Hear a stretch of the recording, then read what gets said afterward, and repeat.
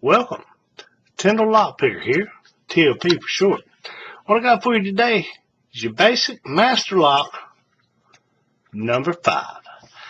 This is actually the first lock I ever bought to practice picking on.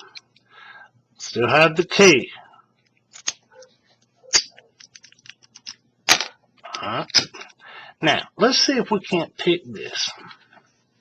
We're going to do some bottom of the keyway tension, and I'm going to attempt to single pin pick this.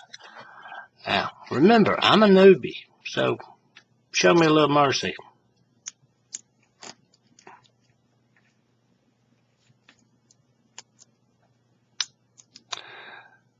Felt like a click.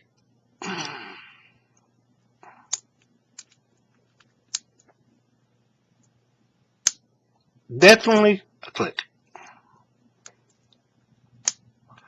And there we go. Basic master lock number 5.